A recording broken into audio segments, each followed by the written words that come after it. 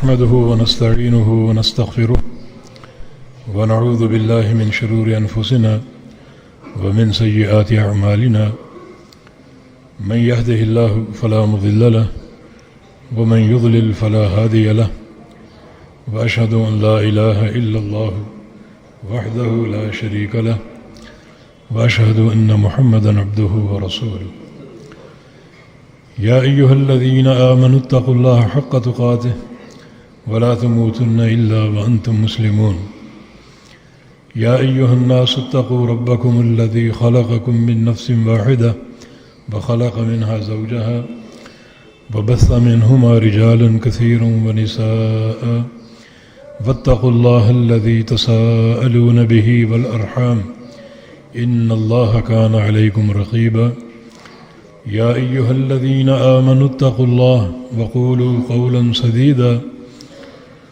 يصلح لكم أعمالكم ويغفر لكم ذنوبكم ومن يطع الله ورسوله فقد فاز فوزا عظيما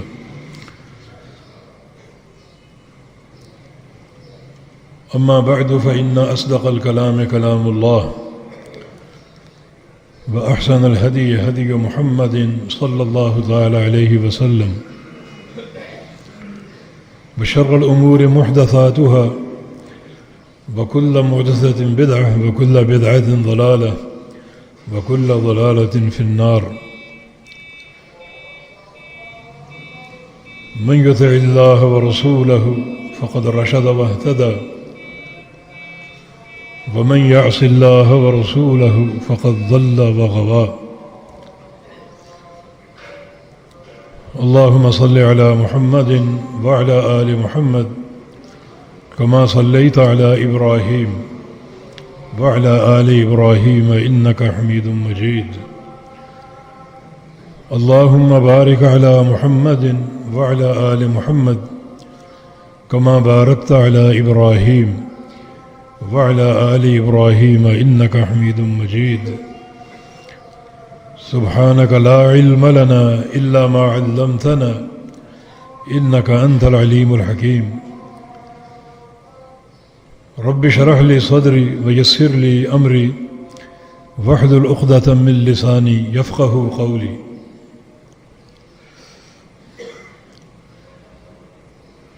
أما بعد فقد قال الله سبحانه وتعالى بعد أعوذ بالله من الشيطان الرجيم من همزه ونفخه ونفسه بسم الله الرحمن الرحيم وبشر الصابرين الذين إذا أصابتهم مصيبة قالوا إنا لله وإنا إليه راجعون أولئك عليهم صلوات من ربهم وأولئك هم المهتدون ایک مشہور حدیث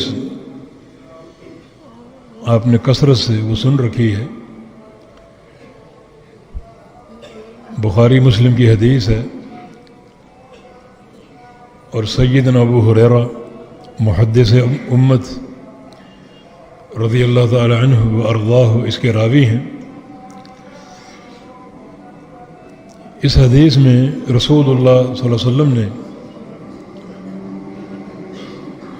ان 7 افراد کا ذکر کیا ہے جن کو اللہ تعالیٰ قیامت کے دن اپنے عرش کے سائے میں لے لے گا۔ اللہ تعالیٰ ہمیں بھی ان میں شامل فرما لے۔ 7 یظلهم اللہ فی ظلہ یوم لا ظل الا ظلہ۔ 7 قسم کے لوگوں کو اللہ تعالیٰ اپنے سائے میں لے لے گا۔ بعض احادیث میں عرش کے سائے کی صراحت ہے، اور یہ صراحت بھی بڑی خوش آئند ہے، کیونکہ عرش اللہ تعالیٰ کی سب سے بڑی مخلوق ہے۔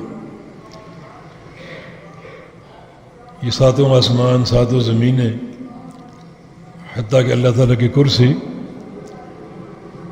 عرش کے مقابلے میں ایسی ہیں جیسے چٹیل میدان میں ایک لوہے کا چھلا پڑا ہو. تو اللہ رب العزت نے یہ سایہ اپنے بندوں کے لیے تیار کیا ہے. چونکہ عرش بہت بڑی مخلوق ہے تو یہ سایہ بھی بڑا وسیع و عریض ہوگا، بڑا دراز ہوگا، جو اس بات کی طرف اشارہ ہے کہ بڑی تعداد میں لوگ اس سائے میں آئیں گے اور اللہ رب العزت کی رحمت سے محظوظ ہوں گے.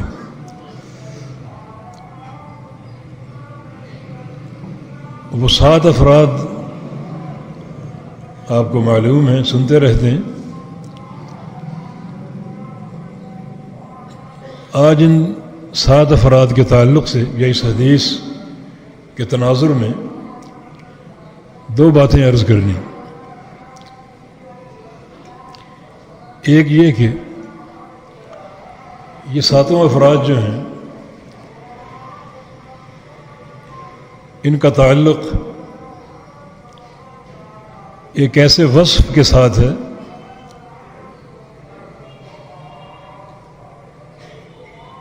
جسے آدھا ایمان ہونے کا شرف حاصل. الصبر نصف الایمان، صبر آدھا ایمان ہے. اور یہ 7 افراد جن کے عمل کا ذکر ہے انتہائی صبر پر قائم رہنے والے تھے. الامام العادل، ان میں پہلا شخص امام عادل ہے. وہ حکمران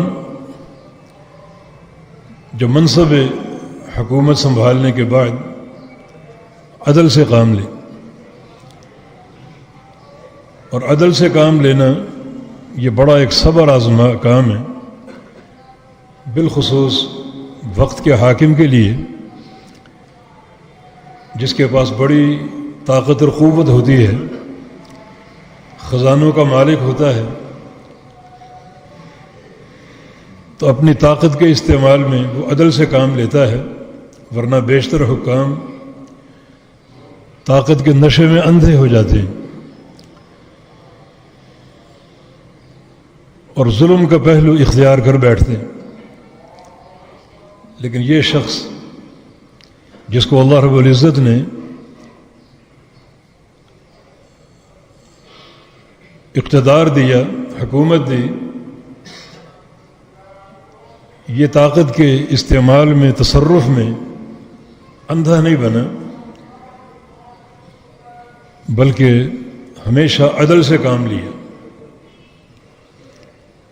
وہ خزانہ جو اس کی ملکیت میں ہے اس کا خرچ بھی عدل و انصاف کے ساتھ، اخروی مسئولیت کے ساتھ، جب تک اس کی حکومت قائم ہے اس وقت تک اس کا عدل پر قائم رہنا یقیناً ایک صبر آزما مرحلہ ہے. ورنہ اکثر حکام کو دیکھا گیا ہے کہ وہ حکومت کے نشے میں بڑی غیر شرعی حرکات کا ارتکاب کرتے ہیں اور اپنی طاقت میں اندھے ہو جاتے ہیں. خزانہ بے دریغ خرچ کرتے ہیں، رشوتوں کا بازار گرم ہوتا ہے. لیکن ایک شخص اگر عدل سے کام لے اور جب تک اس کی حکومت قائم ہے وہ عدل پر قائم رہے تو یہ ایک صبر آزما مرحلہ. یہ بات معلوم ہے کہ منصب کی تفویض ایک بڑی کڑی ذمہ داری. من تولی القضاء فقد ذبح بغیر سکین، جس کو ایک قضاء کا عہدہ دے دیا جائے سمجھو کہ وہ شخص روزانہ کند چھری کے ساتھ ذبح ہوتا ہے. وہ چھری تیز نہیں ہوتی تیز ہو تو گلا کٹ جائے اور جان چھوٹ جائے، لیکن چھری اگر کند ہو نہ وہ گلا کٹے اور نہ اس کی جان چھوٹے۔ تو ایسے شخص کا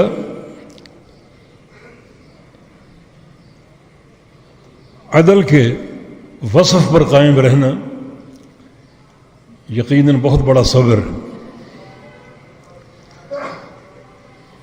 اور شاب نشا فی عبادت ربہ، وہ نوجوان جو اپنے شباب ہی سے بلکہ بچپن ہی سے اللہ تعالیٰ کی عبادت کرنا شروع کر دے اور اسی عبادت میں پروان چڑھے، یہ بڑا عظیم الشان صبر ہے ایک نوجوان کا۔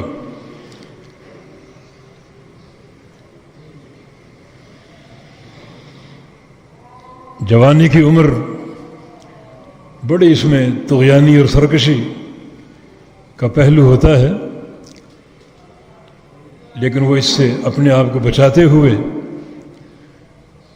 رب تعالیٰ کی عبادت پر کمر بستہ ہے اور مستعد ہے، اور یہ بڑا ہی صبر آزما مرحلہ ہے۔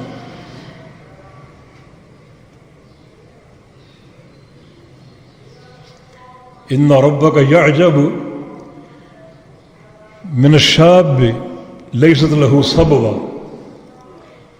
نبی علیہ السلام کی حدیث ہے کہ اللہ تعالیٰ اس نوجوان پر تعجب کرتا ہے جو بھرپور جوانی کے باوجود نفس کی خواہشات کا تابع نہ ہو، بھرپور جوانی کے باوجود منہج تقوی پر قائم ہو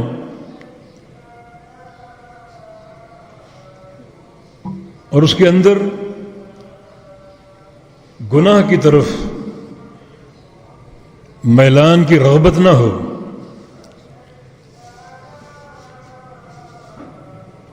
اور یہ معاملہ بڑے صبر پر قائم ہے۔ اور تیسرا شخص وہ ہے رجل قلبہ معلق بالمسجد یا بالمساجد، وہ شخص جس کا دل مسجد کے ساتھ معلق ہو، مسجد کی محبت، اور بالخصوص روزانہ شب و روز میں 5 وقت کی نماز با جماعت کی پابندی، یہ معاملہ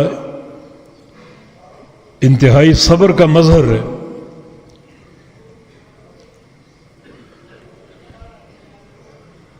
چوتھا وہ شخص ہے رجل دعته امرأة ذات منصب وجمال فقال انی اخاف اللہ، جس شخص کو کوئی عورت دعوت گناہ دے، خوبصورت بھی ہو اور خاندان بھی اچھا ہو، کسی گھٹیا خاندان کی نہ ہو، اور وہ کسی نوجوان کو گناہ پر آمادہ کرے، اور وہ نوجوان اس دعوت کو سن کر فوراً کہے کہ انی اخاف اللہ، مجھے اللہ تعالیٰ کا ڈر ہے، اللہ تعالیٰ کا خوف ہے، اور محض اللہ تعالیٰ کے خوف کی بنا پر اس دعوت کو ٹھکرا دے، اور یہ بڑا عظیم الشان صبر ہے۔ جس طرح اعمال صالحہ کی انجام دہی صبر پر قائم ہے، اسی طرح گناہوں سے بچنا بھی عظیم الشان صبر ہے، اور خاص طور پہ ایسا گناہ جو لذت سے بھرپور ہو، اسے اللہ کے خوف کی بنا پر ٹھکرا دینا، یہ عظیم الشان صبر ہے۔ اور وہ شخص بھی اللہ تعالیٰ کے سائے تلے ہوگا. تصدق بصدقۃ فاخفاها حتى لا تعلم شماله ما تنفق يمينه. جو بڑا چھپا کر صدقہ دے کہ اس کے بائیں ہاتھ کو معلوم نہ ہو کہ دائیں ہاتھ نے کیا خرچ کیا.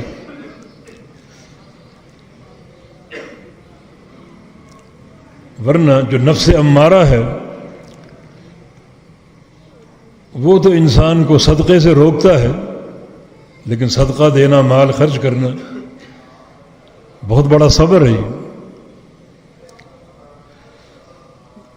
انسان محنت سے مال کماتا ہے اور ایک اچھا حصہ وہ اللہ کی راہ میں خرچ کر دے تو یہ خرچ کرنا بذات خود ایک بہت بڑا صبر ہے. پھر خرچ بھی اس طرح کرے کہ اس کے بائیں ہاتھ تک کو معلوم نہ ہو کہ دائیں ہاتھ نے کیا دیا ہے. یہ بھی صبر کی عظیم الشان مثال ہے. ورنہ انسان تو ریاکاری کا خوگر ہے. وہ چاہتا ہے کہ اس کے کارناموں کی دھوم مچ جائے. کچھ لوگ ہیں ایسے جو خرچ کرنے کے بعد ریاکار بننا چاہتے ہیں. وہ چاہتے ہیں کہ ان کی سخاوت دنیا والوں کے سامنے آئے، بلکہ پریس میں آئے اور دنیا کے کونے کونے میں اس کی سخاوت کی دھوم مچ جائے. یہ راستہ بھی بظاہر لذت سے بھرپور راستہ ہے کہ دنیا تعریفیں کرے، لیکن ایک شخص اخلاص پر قائم ہو، حفظ نیت گویا اس کا منہج بن چکا ہے. یہ کام بھی دشوار ہے اور اخلاص کی حفاظت بھی بہت بڑا صبر ہے. سفیان بن عیینہ کا قول ہے رحمہ اللہ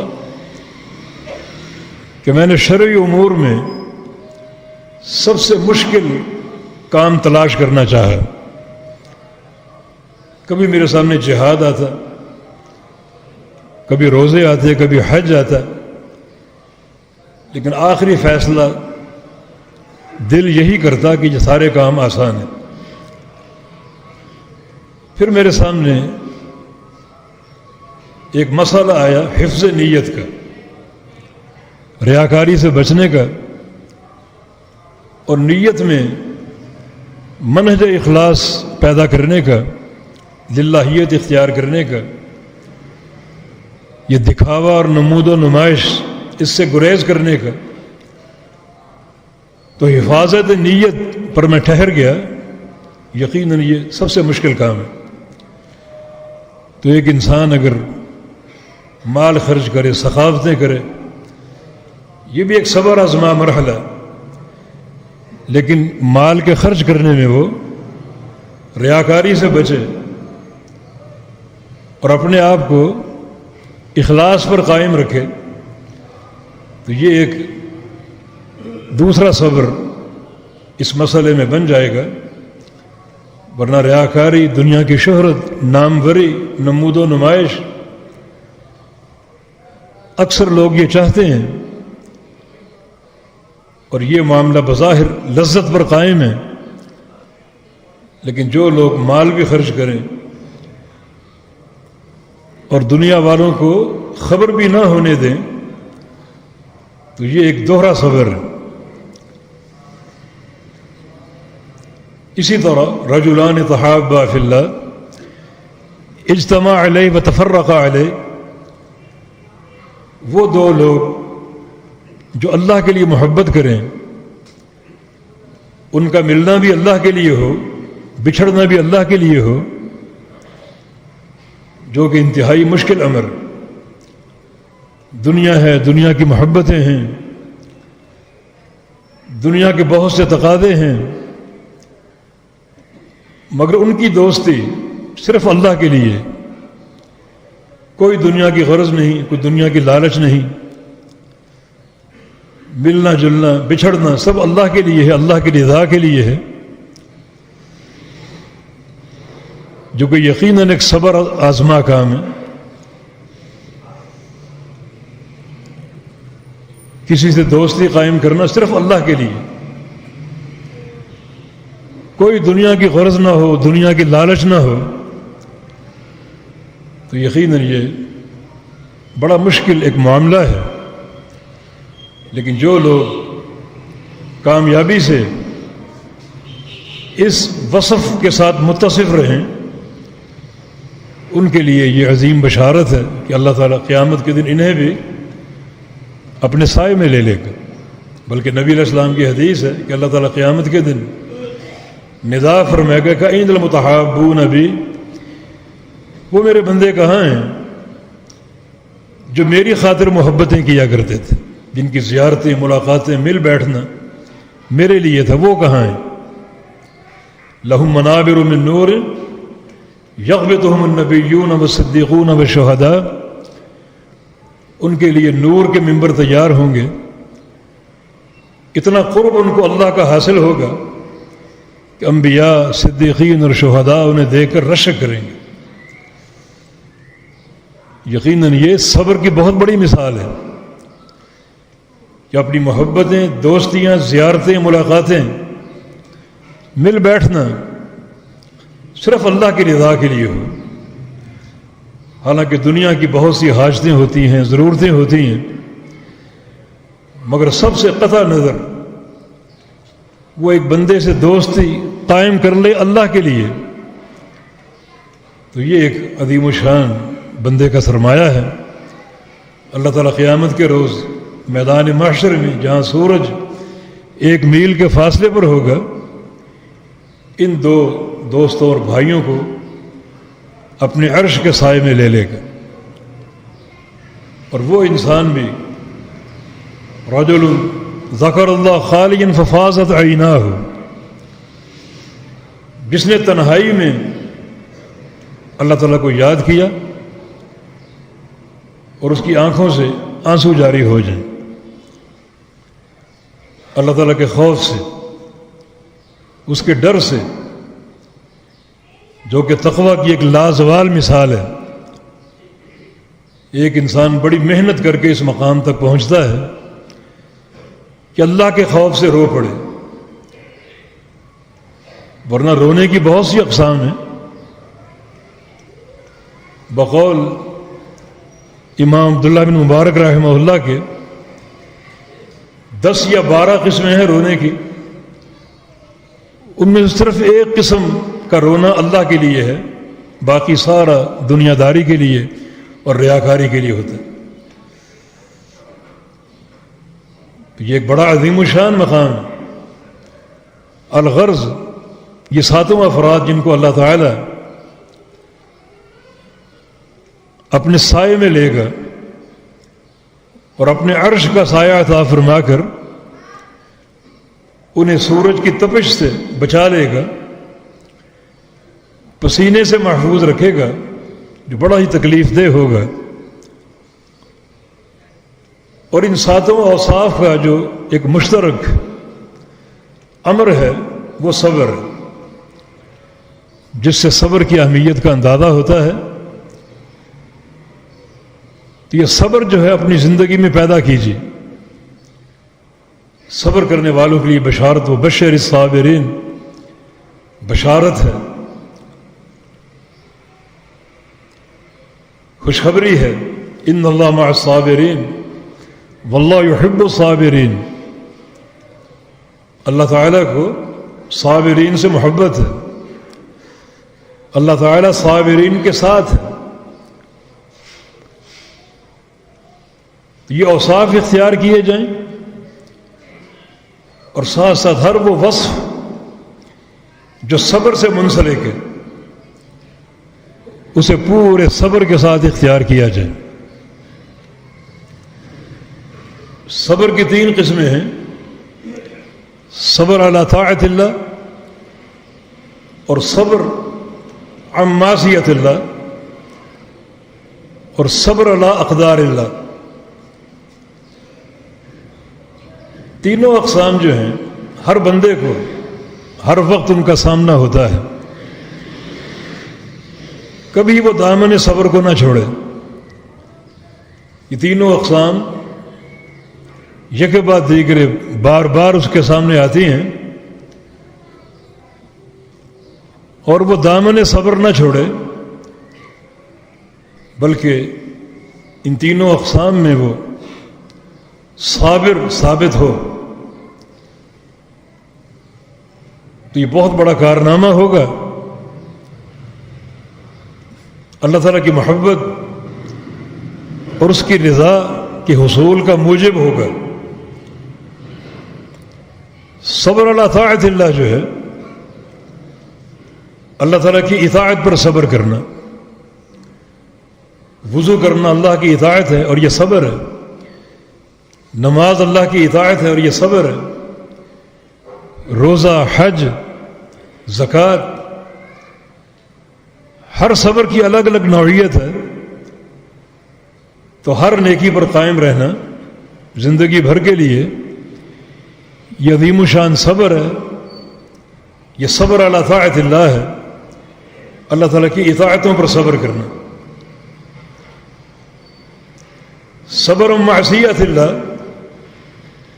اللہ تعالیٰ کی نافرمانیاں چھوڑ کر صبر کرنا. ہمارے سامنے بڑے بھیانک گناہ ہیں، بالخصوص فتنوں کے اس دور میں. کھلے عام بے حیائی کی دعوتیں ہیں، قدم قدم پر شراب خانے ہیں، جوئے کے اڈے ہیں، سودی کاروبار ہیں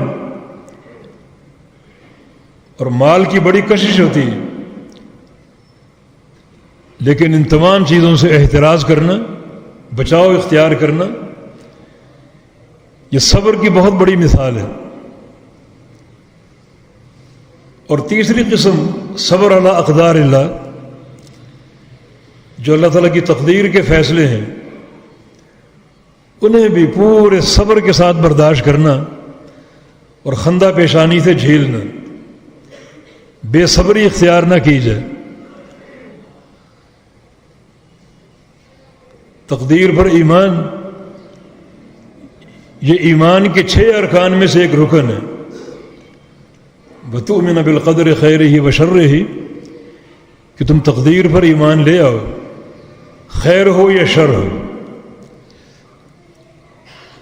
تقدیر اگر خیر ہو تو اللہ تعالیٰ کا شکر ادا کیا جائے، اور اگر شر ہو تو اس پر صبر کیا جائے.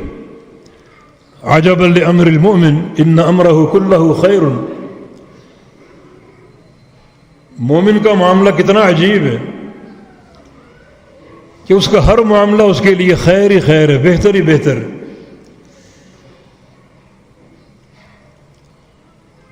ان اصابت سراء شکر بذالک خیر اللہ. اگر اسے خوشی حاصل ہو تو اللہ تعالیٰ کا شکر ادا کرتا، جو اس کے لیے خیر ہی خیر. وَإِنْ أَصَابَتْهُ ضَرَّاء صَبَرَ وَذَلِكَ خَيْرٌ لَهُ. اگر کوئی دکھ یا تکلیف پہنچے تو وہ صبر کرتا ہے اور یہ بھی اس کے لیے خیر ہی خیر. فَعَجَبَ لِأَمْرِ الْمُؤْمِنِ. اے مومن تیرا معاملہ کتنا عجیب ہے. دنیا میں 2 ہی چیزیں ہیں، خوشی یا غمی، اور تو ان دونوں چیزوں میں اللہ تعالیٰ سے جنت کا سودا کر لیتا ہے. خوشی پر شکر ادا کرتا ہے اور غمی پر صبر کر لیتا ہے، اور یہ دونوں بہترین مقامات ہیں، خیر ہی خیر. اس موقع پر یہ بات بتانی ہے کہ جو اللہ تعالیٰ کی اطاعتوں پر صبر ہے اور گناہوں کو چھوڑ کر صبر کرنا، یہ بڑا ایک مقام عظیمت ہے. جو اللہ تعالیٰ کی تقدیر کے فیصلے ہیں، کبھی مرض ہے، کبھی کسی عزیز کی فوتگی ہے، کبھی کاروباری خسارہ ہے، کبھی دنیا والوں کی طعنہ زنی ہے، غیبتیں ہیں، حسد ہے، بغض ہے. ان تمام مکروہ چیزوں کا سامنا انسان کرتا ہے یہ سب تقدیر میں لکھا ہوا ہے.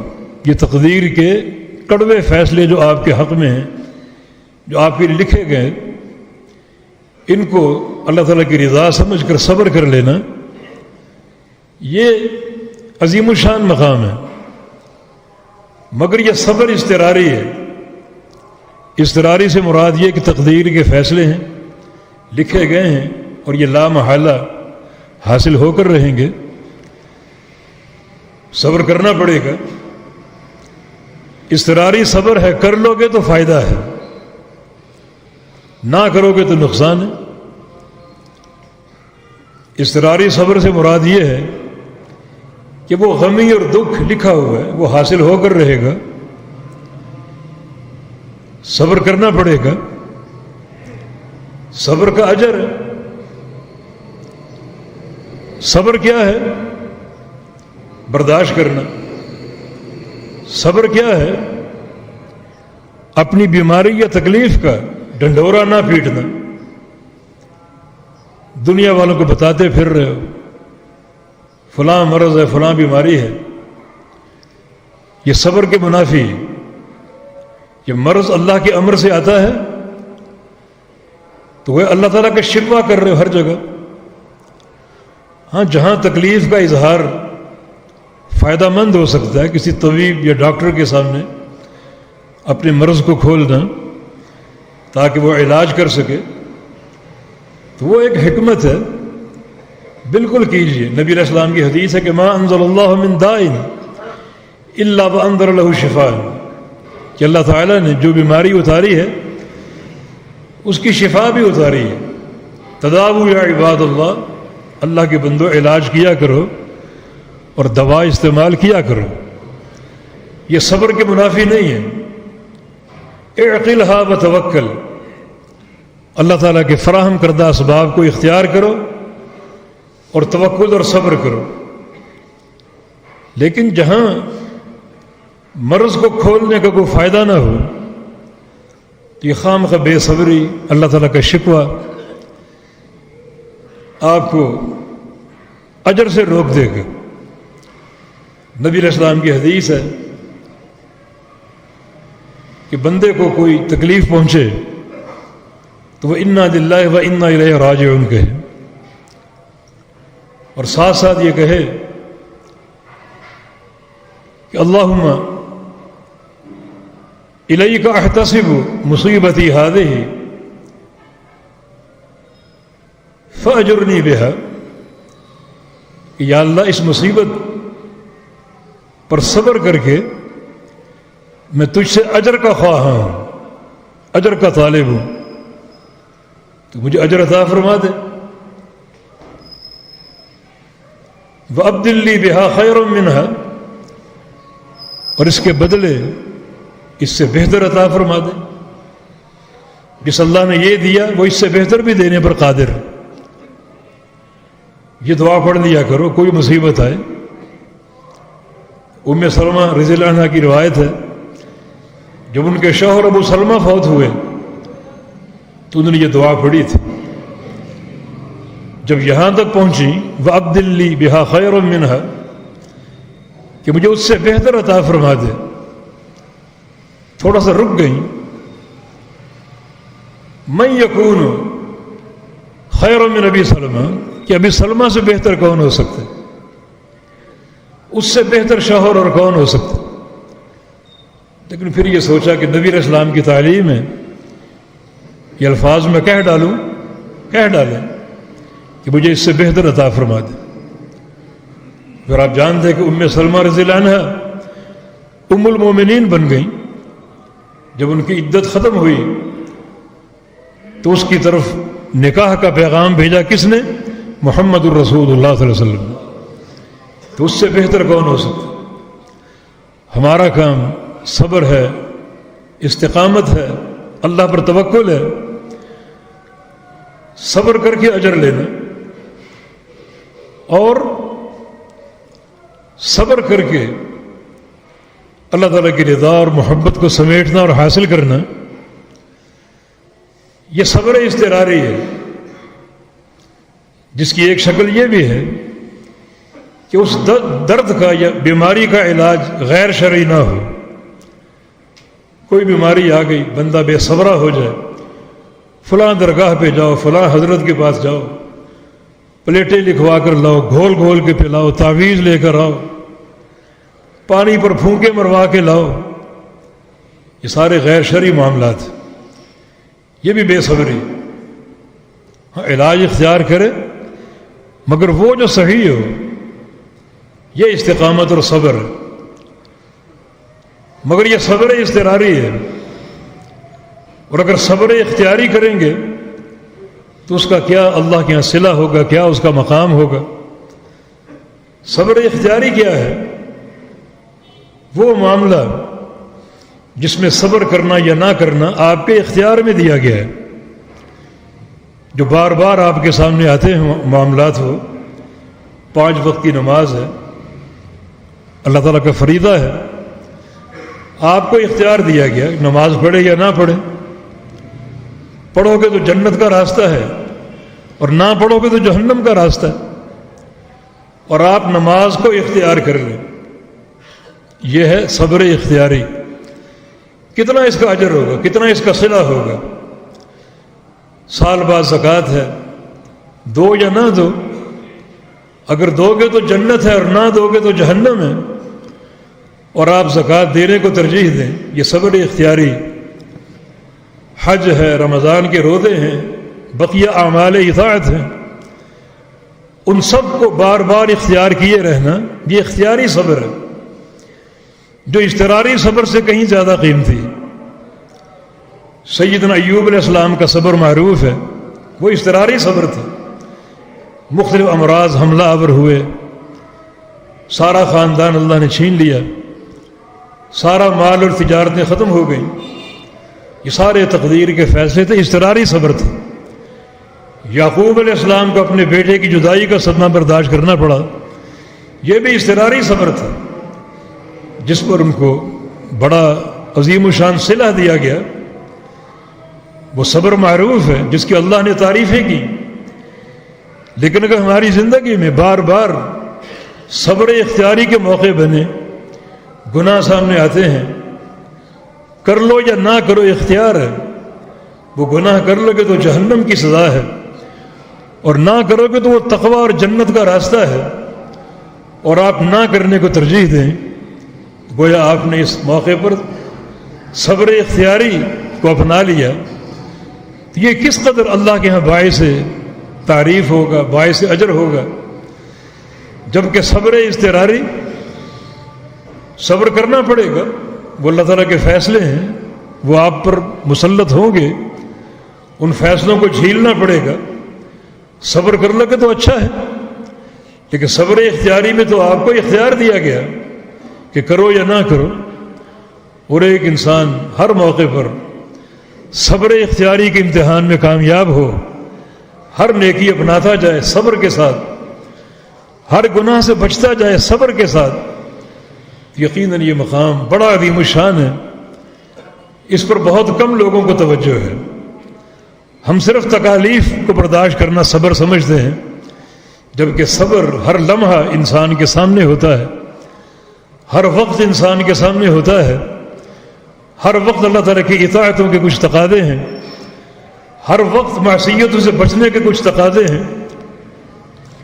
کبھی سود خوری پر مبنی تجارت ہے، کبھی زنا اور فحاشی کی دعوت ہے، کبھی مختلف خبائث کی دعوت ہے، اور کبھی کوئی بندہ سامنے بیٹھا کسی کی غیبت کر رہا ہے، دل چاہتا ہے کہ اس کو سنیں، لیکن نہ سننا یقیناً یہ صبر ہے.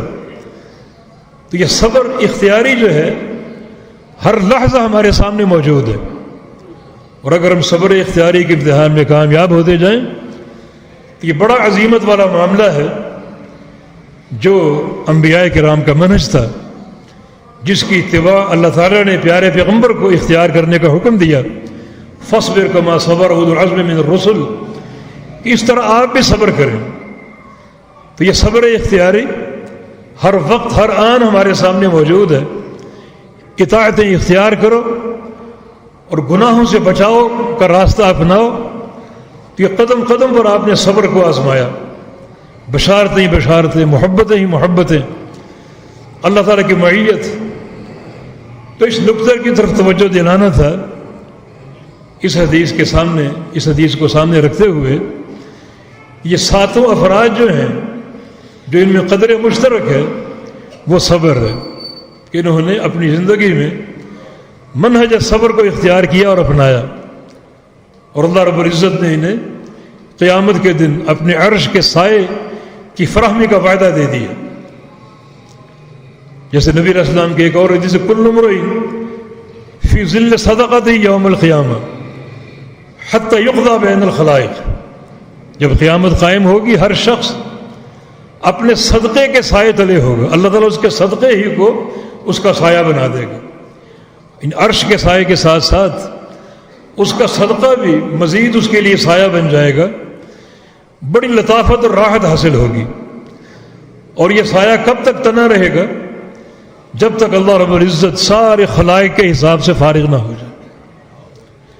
دوسری بات یہ عرض کرنی ہے کہ جو 7 جو افراد ہیں جن کو روز قیامت یہ سایہ فراہم ہوگا، ان میں سے 3 افراد پر غور کیجیے۔ اس کی رحمت کے خزانے، رحمت کا ٹھاٹھے مارتا ہوا سمندر، 3 افراد جن پر آپ نے غور کرنا ہے۔ نمبر 1، رجل ذکر اللہ خالیا ففاضت عیناہ، جو شخص تنہائی میں اللہ کو یاد کرے اور اس کی آنکھوں سے آنسو جاری ہو جائیں۔ کیا رحمت ہے میرے پروردگار کی کہ ایک نشست بندہ ایسی اختیار کرے، تنہا ہو، اللہ کا ذکر کرے، اللہ کو یاد کرے، اس کے عذاب کا تصور ہو اور رو پڑے۔ تو ایک ہی موقع کا یہ رونا اللہ کے خوف سے روز قیامت اللہ تعالیٰ کے عرش کے سائے کی فراہمی کا سبب ہوگا۔ یہ رحمت کا عظیم الشان خزانہ ہے، یا رحمت کا سمندر ٹھاٹھے مار رہا ہے۔ اللہ تعالیٰ کا فرمان ان رحمتی سبقت غضبی، میری رحمت غصے سے پہلے ہے، رحمتی وسعت کل شیء، میری رحمت ہر شے پر وسیع اور حاوی ہے۔ وہ ارحم الراحمین ہے، بندے کے پوری زندگی کے ایک ہی معاملے کو قبول کر لیا اس نے کہ میرا بندہ تنہائی میں بیٹھا، مجھے یاد کر کے رو پڑا، میرے عذاب کو یاد کر کے رو پڑا، میں اس کا بدلہ دوں گا قیامت کے دن میدان محشر میں اپنے عرش کے سائے کی صورت میں، جبکہ پورے میدان محشر میں اللہ کے سائے کے علاوہ کوئی سایہ نہ ہوگا۔ دوسرا شخص، رجل دعته امرأة ذات منصب وجمال فقال انی اخاف اللہ، وہ شخص جسے کوئی خوبصورت عورت دعوت گناہ دے اور وہ کہہ دے مجھے اللہ کا خوف ہے۔ یہ معاملہ بھی زندگی میں ایک ہی بار پیش آئے، اسے تنہائی میں دعوت گناہ دی گئی جیسے یوسف علیہ السلام کو دی گئی، جیسے وہ مرثد کو مکہ میں دی گئی، اور انہوں نے محض اللہ کے خوف کی بنا پر اس گناہ کو ٹھوکر مار دی۔ ایک ہی وقت کا یہ معاملہ، ایک ہی بار کا یہ معاملہ کہ اللہ کے خوف سے اس گناہ کو چھوڑ دیا، معصیت کو چھوڑ دیا، تو اللہ تعالیٰ اس ایک ہی عظیمت اور صبر سے بھرپور معاملے پر اسے روز قیامت اپنے عرش کا سایہ عطا فرما دے گا۔ تیسرا وہ شخص ہے تصدق بصدقۃ فاخفاها حتى لا تعلم شماله ما تنفق يمينه، جس نے اللہ کی راہ میں صدقہ دیا اس قدر چھپا کر کہ کسی کو علم نہ ہو کہ کیا دیا ہے، حتیٰ کہ اسے بھی معلوم نہ ہو، اس کے بائیں ہاتھ کو معلوم نہ ہو کہ دائیں ہاتھ نے کیا دیا، کیا خرچ کیا۔ اس قدر اپنے رب کے لیے مخلص ہو، اخلاص سے بھرپور یہ مظاہرہ ایک ہی بار کر جائے، اللہ اتنا راضی ہوگا کہ اس کے عوض میں قیامت کے دن اپنے عرش کا سایہ عطا فرما دے گا۔ اور جو باقی 4 افراد ہیں ان سے بھی ایک درس ہمیں حاصل ہوتا ہے، ایک سبق ملتا ہے، اور وہ ہے دوام اطاعت کا۔ وہ نوجوان جو اپنے رب کی عبادت میں پروان چڑھتا ہو، یہ ایک مستقل مسلسل صبر کا نام ہے۔ وہ شخص جس کا دل مسجد کے ساتھ معلق ہو، مستقل صبر کا نام ہے۔ وہ 2 بھائی جو آپس میں اللہ کے لیے محبت کریں اسی پر ملیں اسی پر بچھڑیں، زندگی اسی طرح گزار جائیں، یہ بھی دوام اطاعت کا نام ہے۔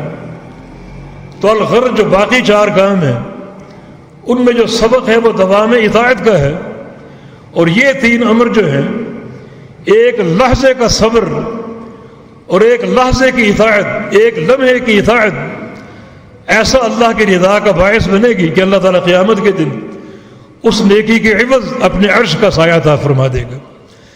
تو دوام اطاعت بھی ہماری زندگی کا ایک لازمی حصہ ہو، اور یہ کام بھی ہم منتظر رہیں کوئی ایسا موقع بن جائے رب تعالیٰ کی اطاعت میں بھرپور صبر کا مظاہرہ کرتے ہوئے اس نیکی کو اختیار کر جائیں، اس گناہ کو ٹھوکر مار دیں، تو ایک ہی بار کی یہ اطاعت یہ اس عظیم الشان نعمت کا باعث بن سکتی ہے، اور وہ ہے قیامت کے روز اللہ تعالیٰ کا وہ سایہ، جبکہ پورے میدان محشر میں کوئی سایہ نہ ہوگا، اور بندوں کو سائے کی طلب ہوگی، سائے کی تلاش ہوگی، اور اس کو حاصل کرنا کتنا اللہ نے آسان بنا دیا۔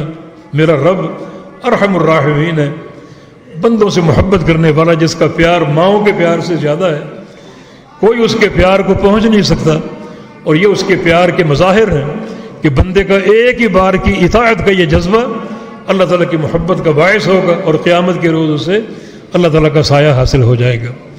ہر موقع کے متلاشی رہو، ہر موقع کے لیے مستعد رہو۔ دوام اطاعت بھی دین اسلام کی ہدایات سے ہمیں ملتی ہے کہ ہم مستقل اللہ تعالیٰ کی اطاعت اختیار کریں، اللہ کے رسول کی اطاعت اختیار کریں، اور اپنے آپ کو ہمیشہ کے لیے منہج تقویٰ پر قائم کر لیں، اور اس قسم کے مواقع ہوں ان میں ہم پوری استقامت اور صبر اور عزیمت کا مظاہرہ کرتے ہوئے ایک ہی بار یہ استقامت اختیار کر جائیں، تو اللہ کی رضا ہمارے لیے منتظر ہے، اور بڑے بڑے خزانوں کے حصول کا باعث بنے گا۔ سب سے بڑا خزانہ میدان محشر میں جو عذاب اور تپش کی صورتیں ہوں گی، اللہ ان سے محفوظ رکھتے ہوئے ہمیں اپنے عرش کے سائے میں لے لے گا۔ واللہ تعالی ولی التوفیق۔ اللہ پاک ہمیں اپنی رحمتیں عطا فرما دے، اللہ ہم سے راضی ہو جائے، یا اللہ ہم سے وہ کام کروا لے جو تیری اطاعت پر ہو۔ اللهم وفقنا لما تحب وترضى۔ اقول قولي هذا واستغفر الله لي ولكم، واخر دعوانا ان الحمد لله رب العالمين۔